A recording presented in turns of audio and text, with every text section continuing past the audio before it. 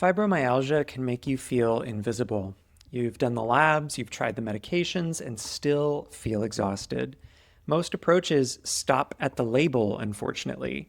Conventional medicine manages symptoms, and natural practitioners chase isolated fixes.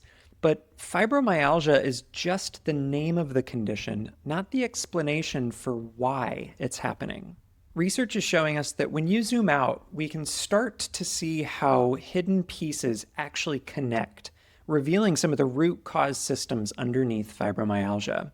I'm Dr. Kenny, root cause health detective and IFM certified functional medicine practitioner. And 8 years in practice, I help people decode these exact root cause systems. In the next few minutes, you'll see the 4 interconnected systems at play and why understanding their relationship changes everything about fibromyalgia support. If you or someone you know is searching for answers, share this or gently tap the like button to help this root cause message meet more people that deserve deeper exploration of their fibromyalgia. Here's the first thing I want you to understand is that fibromyalgia isn't just one problem. It's a pattern. It's a network of changes that are happening simultaneously in your brain, in your stress signaling, and how your cells produce energy, and also your immune system response. It's all connected. And present-day research shows that there's 2 main situations that are going underneath fibromyalgia, and those are altered pain processing and central sensitization of pain that happen in the nervous system. This translates to the nervous system, the brain, and the spinal cord amplifying pain signals. While there's more to discover, what this does mean is that the pain is measurable. Your nervous system learned to amplify the signals, and that's what we can address. And by the way, if you want to see the science for yourself, I've pulled together the studies that I used in today's video into a free research summary. It's easy to digest and has some practical steps as well. If that interests you, it's in the description and the pinned comment below. So when your labs come back normal, but you're still exhausted and hitting walls or in pain, it's not that nothing is wrong. The conventional tests are only looking at one layer, and those are usually stark end-stage pathological conditions. There are much deeper systems running underneath. So let's move on to systems thinking about fibromyalgia. So instead of just focusing on the label, fibromyalgia, functional medicine approaches start to ask why. What's actually driving this? And when I look at the research and the patterns that I see most commonly in my practice, there's a loop that occurs in these systems. So let me walk you through each piece and how they connect. System number 1 is around the stress axis dysregulation. First of all, your HPA axis. Think of this as your stress and resilience thermostat. It gets stuck in the on position. Your cortisol curves can become disrupted whether you perceive them or not, and this translates into poor sleep quality, sustained stress chemistry, and ultimately the body getting cues that it's under a constant state of threat. And this is where it connects to system number 2, mitochondrial fatigue. Chronic stress isn't just something that we perceive, and it's not only emotional. It's stress chemistry that we're talking about here, and it directly stresses your mitochondria, or the energy-producing factories in our cells. In response to sustained stress chemistry, mitochondria produce less ATP, which is the energy currency of our cells. So the result is running a chronic energy debt at the cellular level. Your body can't produce the fuel that it needs, not only to function, but also to recover. And that's why exhaustion can go far beyond even getting enough sleep or rest time. The third system is neuroinflammation. So with the low energy environment and chronic stress environment, the third problem that develops is nervous system inflammation. Your brain's immune cells, called the microglia, activate in these situations, and they produce their own inflammatory signals that amplify the pain perception. The more stressed your body is, whether you perceive it or not, the louder the pain alarm can get. And this isn't just happening in your pain centers themselves in the brain, it's affecting how your entire nervous system processes sensation. And underneath all 3 of these other systems is the gut immune axis. Your gut barrier, the microbiome, and your immune system are in constant contact and having regular conversations. And it's a two-way street. If you have imbalances or the situation of neuroinflammation or chronic stress alone, this drives shifts in the microbiome. The result is a chronically activated immune system in the gut. And this becomes another major source of that constant signal of stress or threat on the systems. And when there's sustained inflammatory situations in the gut, it drives systemic inflammation throughout the rest of the body, including neuroinflammation, and it becomes a vicious cycle.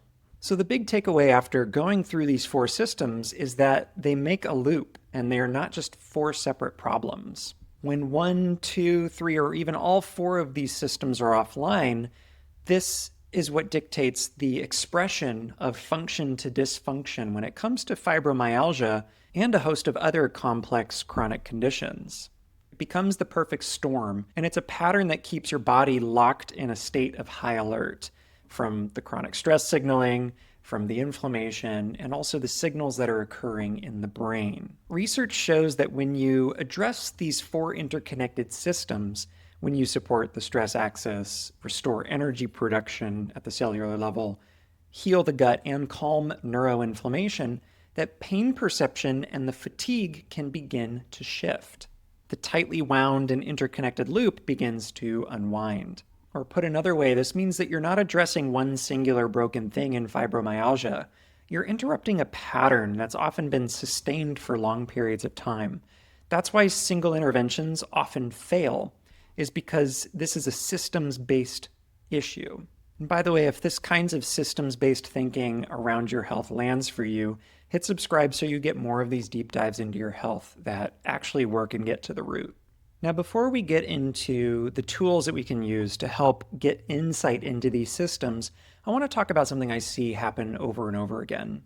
When someone comes into my office or a virtual session and they get the diagnosis of fibromyalgia, it often feels like the end of the road, a label without a map in many circumstances. And what functional medicine tries to offer in the case of fibromyalgia and other chronic complex conditions is that instead of seeing it as a fixed disease state, we can see it as a dynamic imbalance, again, on a spectrum of function to dysfunction.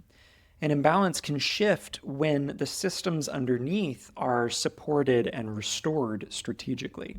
And this is the essence of what Dr. Jeffrey Bland talks about in one of my favorite books of his, The Disease Delusion. And the takeaway is that chronic illness isn't inevitable decline. It's the body's way of signaling dysfunction across systems.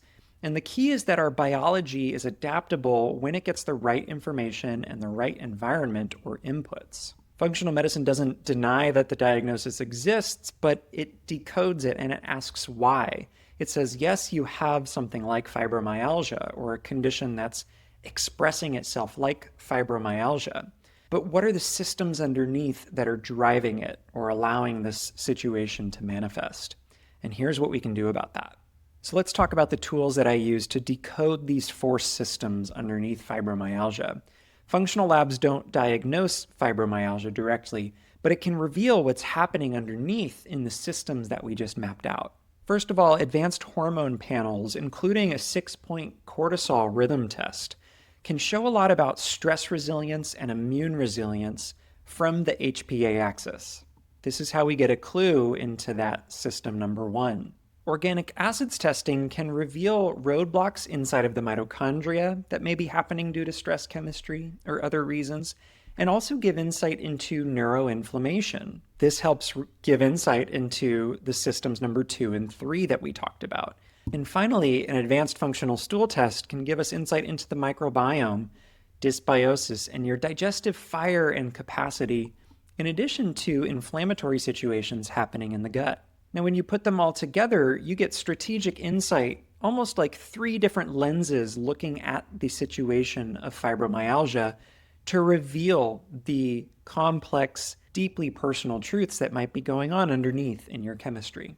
Advanced functional labs are about finding strategic leverage points, places that we can intervene and support the systems And when you integrate the right interventions based on your unique chemistry, it can look like nutrition that addresses dysbiosis and feeds your mitochondria, or movement that helps teach your nervous system safety signals rather than stress signals. Research shows that real improvements in fatigue and pain are possible. By the way, if this systems-based approach is resonating with you and you live in Texas, California, or Florida, I offer a free health mystery map call if you'd like to discuss your case with me and get my eyes on your situation. The link is in the description below.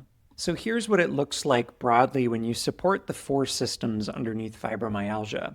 First, when you're supporting the stress axis, one of the most important things is a stable sleep-wake cycle. Morning sunlight, waking up at the same time every day, and getting at least 7 to 9 hours of quality sleep is a huge safety cue to the nervous system. Deep breath work and yoga are also tools that the research shows as supportive of mitochondrial health. And one of my favorite objective measures to rely on is something like heart rate variability if you do use a fitness tracker. That can give objective insight into the set point of your HPA axis at large. Your mitochondria respond to specific nutrients and safety cues as well. CoQ10 is incredibly important, as well as magnesium, which many Americans are deficient in. These nutrients play a key role in creating energy from the inside out. A focus on mitochondrial health can be great for establishing a new baseline of energy resilience and reserve. Next, let's talk about healing the gut. The gut is central to everything. There's the gut-brain connection, the gut-liver connection, the gut-hormone connection. When you remove stressors in the gut, whether those are inflammatory foods or overgrowths, and the inflammation burden there is lessened, this creates another signal of safety. Less immune signaling and more immune integrity in the gut means less systemic inflammation, including that neuroinflammation, and so the cascade can slowly start to reverse. And lastly, when it comes to neuroinflammation, this one can sometimes take time. When you address the stress and restore the energy and the gut integrity, your microglia in the brain can gradually downregulate their inflammatory signals, so pain perception can lower. Your nervous system learns that it doesn't need to amplify every signal over time, but it is about baby steps when it comes to addressing neuroinflammation. And when it comes to fibromyalgia, it's not about forcing change in these areas. It's about strategically removing blocks that show up in your unique chemistry and letting your body's own systems respond and heal accordingly. If this root cause and systems-based approach lands well with you, you're definitely going to want to check out the next video where I unpack the relationship between mitochondria and low energy over here, even when your labs look normal. If that's you, go ahead and check it out. I'm Dr. Kenny, Root Cause Health Detective. Thank you for watching, and I'll see you in the next video.